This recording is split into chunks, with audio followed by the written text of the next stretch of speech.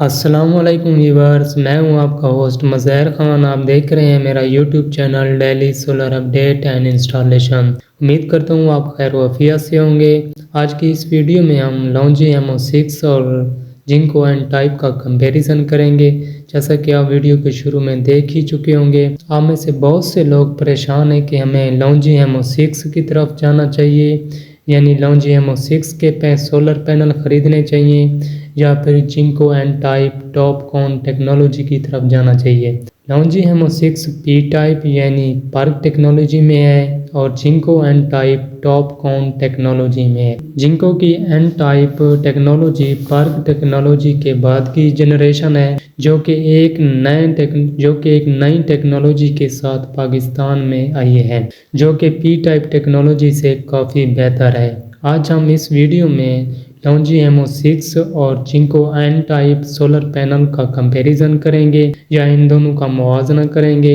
इंशाल्लाह इस वीडियो को देखने के बाद आप ये फैसला ज़रूर कर पाएंगे कि हमें अब किस टेक्नोलॉजी की तरफ मूव करना चाहिए, पार्क टेक्नोलॉजी यानी P टाइप टेक्नोलॉजी की तरफ या एन टाइप टॉपकॉन टेक्नोलॉजी की तरफ जाना चाहिए। तो चलिए शुरू करते हैं। लॉन्जी MO6 के जो पैनल यूज़ हो रहे हैं, पाकिस्तान में आ रहे हैं, वो 575-580 वाट में हैं और जिंको एन टाइप 580 वाट की कैटेगरी में है। लॉन्जी MO6 पार्क टेक्नोलॉजी में जब सेमीकंडक्टर की डोपिंग कराई जाती है तो सेमीकंडक्टर के दो किस्म के बॉन्ड बन जाते हैं, P टाइप और एक N टाइप। P टाइप में सिलिकॉन और बोरॉन की डोपिंग कराई जाती है।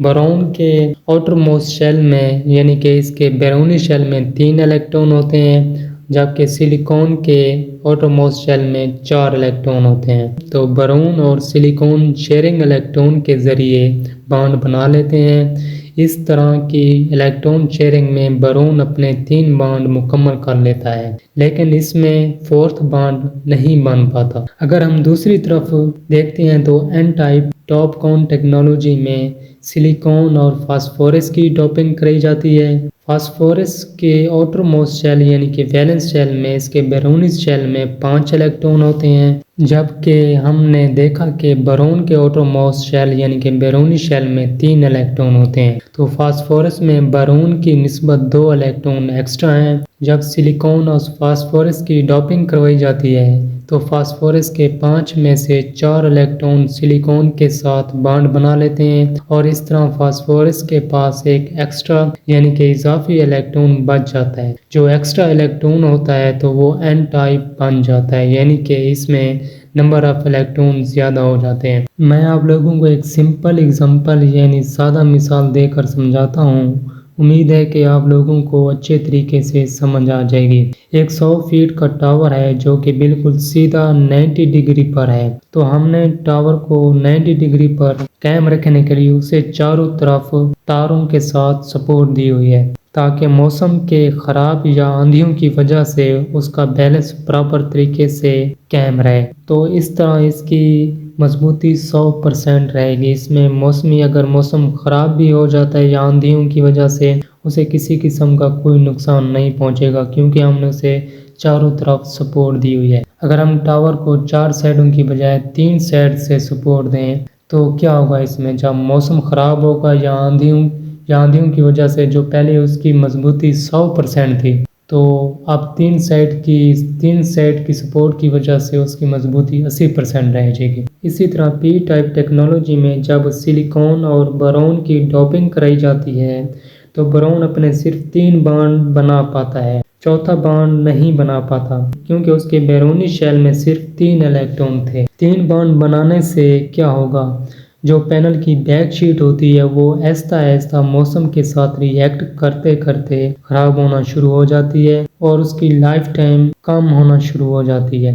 अगर हम जिंको एन टाइप यानी कि टॉपकॉन टेक्नोलॉजी की बात करें तो फास्फोरस सिलिकॉन के साथ अपने 4 बॉन्ड मुकम्मल बना लेता है और उसके पास एक एक्स्ट्रा इलेक्ट्रॉन भी होता है। तो क्या होगा, फास्फोरस मौसम के साथ रिएक्ट बहुत कम करता है, लॉन्जे पी टाइप टेक्नोलॉजी की निस्बत बरून की निस्बत, क्योंकि उसे चारों तरफ सपोर्ट मजबूती से मिली हुई है, तो उसकी लाइफ टाइम भी ज़्यादा होगी, उसकी एफिशिएंसी भी ज़्यादा होगी। तो इसी तरह पी टाइप और एन टाइप पैनल की परफॉर्मेंस और उसकी एफिशिएंसी में थोड़ा बहुत फ़र्क मौजूद है। अगर हम लॉन्जी हेमो-6 की एफिशिएंसी की बात करें तो इसकी एफिशिएंसी 22.3% है।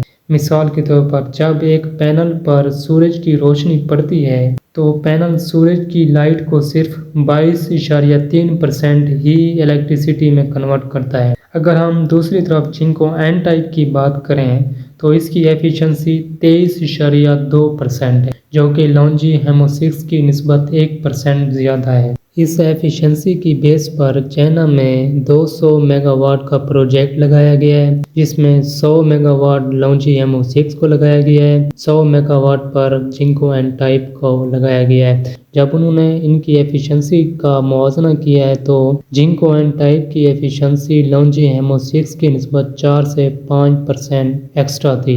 जिंको एन टाइप की एफिशिएंसी 1% ज़्यादा होने के साथ साथ जिंको एन टाइप की कंपनी ये भी क्लेम कर रही है, जहां एक साल में लॉन्जी हेमो-6 की एफिशिएंसी 1.5% कम होती है एक साल में, वहां जिंको एन टाइप एक साल में 1% एफिशिएंसी कम करता है। तो इसमें भी हमें वाज़ेह तौर पर फ़र्क नज़र आ रहा है कि जिंको एन टाइप की एफिशिएंसी एक साल बाद सिर्फ 1% कम होती है, जबकि लॉन्जी हेमो-6 की एफिशिएंसी एक साल बाद 1.5% कम होती है। अगर दूसरी तरफ हम इसकी मिसाल दे दें कि 575 वाट का लॉन्जी हेमो-6 का पैनल है, वो एक साल बाद 511 वाट का हो जाए, जबकि जिंको एन टाइप की बात करें तो वो एक साल बाद 575 की बजाय वो 530 वाट का हो जाए, यानी कि 20 से 25 वाट इसकी एफिशिएंसी एक्स्ट्रा होगी जिंको एन टाइप।